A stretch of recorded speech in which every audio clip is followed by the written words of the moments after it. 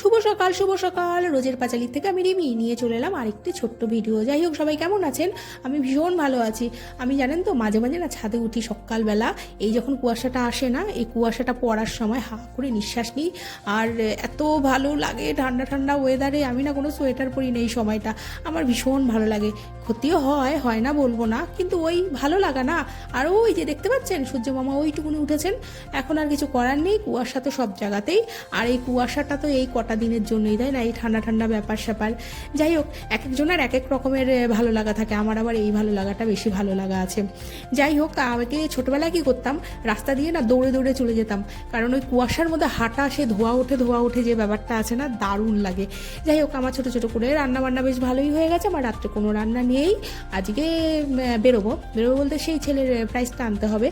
আর ওদেরকে ফোন করেছিলাম, ওরা বললেন যে আসবেন, আসলে হয়তো একটুখানি বসতে হবে, ওদের তো অনুষ্ঠান চলছে, তাই হয়তো সামান্য বসতে হবে।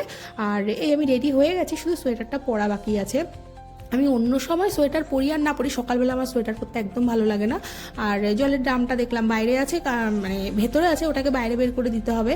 আর ওই কেলের বোতলটি পড়ে আছে, এই বোতলটি ফেলে দিতে হবে, নতুন আরেকটা বোতল বের করতে হবে ওর জন্য। যাই হোক, আর ওর বাবাকে বলেছি যে কেলে আসলে খেতে দিয়ে দিও। আর এই বেরোচ্ছি, ছেলেও বেরোবে। আর ও বেরোবে মানে ওইখান থেকে ও প্রাইজটা নেবে।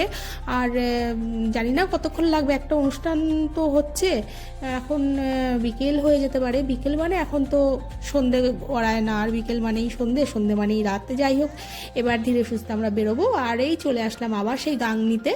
আর এখানে এসে দেখছি সব কচি কচি ছোট্ট ছোট্ট মুখ, কি সুন্দর ওরা আবৃত্তি কবিতা কত সুন্দর বলছে। আমি বসে বসে দেখছিলাম, কারণ কি আমার এত ভালো লাগছিল। আর আমার বাচ্চাদের ভীষণ ভালো লাগে, ওদের ওই মুখটা এত ফুটফুটে হয় না, সে যেমন বাচ্চাই হোক আমার ভালোই লাগে। আমরা যে ভাটাতে যাই না, ভাটার বাচ্চাগুলোও না কত সুন্দর হয়, আর এই বাচ্চারাও, মানে আমি তুলনা করতে চাই না, কিন্তু আমার বাচ্চাদের মুখটাই ভালো লাগে। এমনকি আমার ছেলের যারা বন্ধু আছে তাদেরকেও আমার ভীষণই ভালো লাগে, কেন জানি না। আমার আর বাচ্চাদের দেখলে মনে হলো যেন এত সুন্দর ওরা বলছে, এই বয়সে হয়তো আমি কথাই বলতে জানতাম না। যাই হোক, ওরা এতটুকু করছে, এত সুন্দর। আমি শোনাবো ওদের কবিতা, অবশ্যই দুটো একটা শোনাবো। আসলে কপির জন্য না দিতে পারছি না, আসলে কপি হবে নাকি তাও বুঝতে পারছি না। যাই হোক, নতুন নতুন ভিডিও তো দেখতে দেখতে দেখুন 2 মাস হয়ে গেল, আর আমার কিন্তু ভালোই লাগছে করতে, প্রতিদিন নতুন নতুন একটা অভিজ্ঞতা। আর আমি বসে বসে পেছন থেকে পুরোটুকুই শুনছিলাম।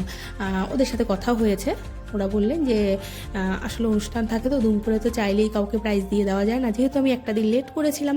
আর স্বস্তিক আবার ওখান থেকে প্রাইভেটেও গেছিলো, ও ট্রেনে চলে আসবে, ওর অসুবিধা হবে না। আমি বললাম ঠিক আছে, আমি একটু বসবো, আমি অনুষ্ঠানটা দেখেই যাবো আজকে বাড়িতে। যাই হোক, আর এদের এত সুন্দর কথা, এত সুন্দর আবৃত্তি শেখা, অবশ্যই এরাও অনেক চেষ্টা করেই আজকে আবৃত্তি বলতে উঠেছে। এত ছোটোবেলায় আমি কখনো স্টেজে উঠিনি, আমি আজ পর্যন্ত ওইভাবে স্টেজে কোনো দিন উঠিইনি।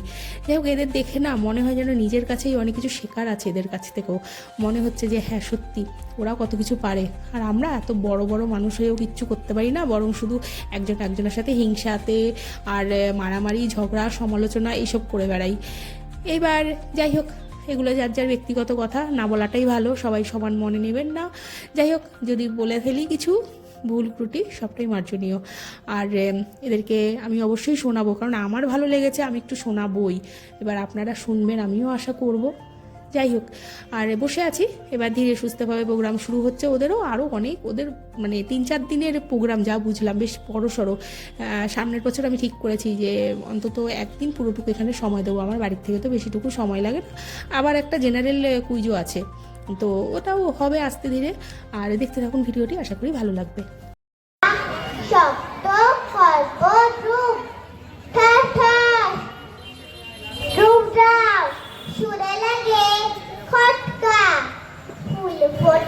নমস্কার, কবি অন্নদা শঙ্কর রায়ের কবিতা পুকুর ও খোকা।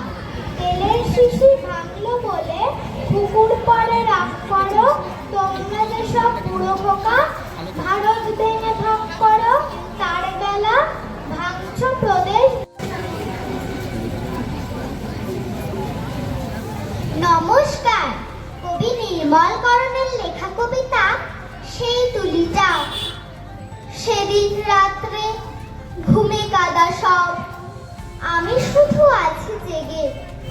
জাগতে দেখলে মা বলছে এখন ভীষণই যাবে রেগে। তুমি কি থাকবে? ঘুমিয়ে পড়েছো? আর চন্দননাথের লেখা কবিতা অপরাজিতা।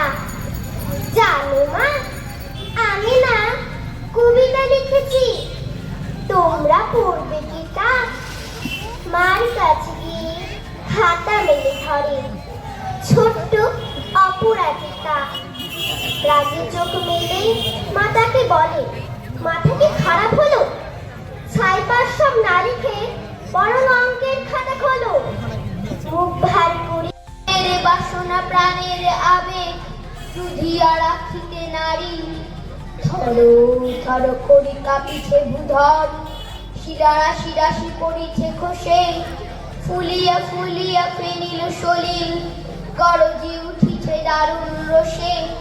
হেথাই হোথাই পাগলের যাই হোক, এদের কমিটিতে এত ব্যস্ততার মধ্যেও আমাদেরকে একটু সময় দিলেন, কিন্তু এরা বুঝতে পারেনি যে যেহেতু আমরা এসেছিলাম একা, ভেবেছিলেন যে হয়তো একজনই নেবেন, তাই আরেকটি প্রাইজ ওরা আবার পরে আনতে গেলেন। কিন্তু এদিকে তো এনার আবার সহ্য হচ্ছে না, ইনি সাথে সাথে দাঁতে কাটা শুরু করে দিয়েছেন আর আমাকে একটা সেলফি তুলে দাও, ছবি তুলে দাও। যাই হোক, সেটাই হলো।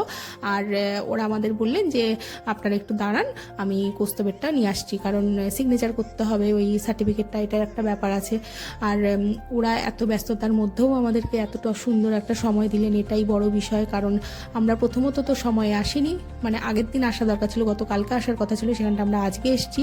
তারপরেও ওরা সুন্দর আমাদের সময় দিয়েছেন, আর ওদের মধ্যে কোনো রকমই সমস্যা ছিল না আমাদেরকে নিয়ে, এটাই একটা বড় প্রাপ্তি। আর এই যে স্বস্তিকের হাতে উঠে গেল সার্টিফিকেট, ট্রফি এবং মেডেল। আর কৌস্তবের জিনিসগুলোও ওর হাতেই দিয়ে দিল, কারণ কৌস্তব তো আসেনি, সে মালদায় গেছে, ওরটা আমরা পৌঁছে দেবো। আর কৌস্তব যদি আমাদের বাড়িতে আসে তো খুবই ভালো কথা। আর এইবার আমি আবার বললাম তাহলে আমি একটা ভিডিও করব, বললো হ্যাঁ হ্যাঁ অবশ্যই ভিডিও করুন আপনি। আর এই যে এগুলো পেলাম, এবার আমাদের বাড়ির পথে আসলাম, অনেকটাই রাত হয়ে গেছিলো। এইবার বিষয় হচ্ছে এই সেই ফাইল, মেডেল, সার্টিফিকেট আর পুরস্কারটি সেম টু সেম কৌস্তবেরও আছে। কৌস্তবকে আমরা পরে পৌঁছে দেবো, বা কৌস্তব এসে নিয়ে যাবে, যাই হোক না কেন। এইবার উনি উঠে গেছেন কোথায় দেখুন একবার, উনি উঠে ওইখানটায় এক্ষুনি রাখতে হবে, কিন্তু কোনো রকম রাখতে হবে, এটাকে আবার সাজাগুজা হবে পরে। যাই হোক, আমি বললাম তাহলে মেডেলটাও রেখে দে। ও বললো হ্যাঁ দাও, কিন্তু মেডেলটা রাখার মতো পরিস্থিতি আসেনি, এটাকে আবার ঠিকঠাক করতে হবে। দেখা যাক ও কী না করে বা করে, এগুলো কাউকে ধরতে দেয় না, একমাত্র বাবা মুছতে পারে, এই হচ্ছে বিষয়। আর সময় বেশ ভালোই হয়েছে, বা রাতের জন্য তৈরি হই, দেখতে থাকুন ভিডিওটি। আজকের ভিডিওটি এখানটাই শেষ করলাম, সবে বাড়িতে আসলাম, এখন সময় বাজে 8:40, এই সকালবেলা বেরিয়েছি। যদি ভালো লাগে একটি লাইক করবেন, কমেন্ট করবেন, সাবস্ক্রাইব করবেন, আশীর্বাদ করবেন, ছেলেরা যেন অনেক বড় হয়, প্রত্যেক কটা বাচ্চাই যেন অনেক বড় হয়। আর দেখা হবে অন্য আরেকটি ভিডিওতে, ভালো লাগলে অবশ্যই পাশে থাকবেন। আর আজকের মতো শুভরাত্রি। ওই যে ও এখনও হচ্ছে, এই যে ঠিক হয়নি, এবারকার প্রাইসটা অনেকটা বড় পেয়েছে। বেশ, সবাই ভালো থাকবেন, সুস্থ থাকবেন, সাবধানে থাকবেন। আজকের মতো এখানেই, শুভরাত্রি।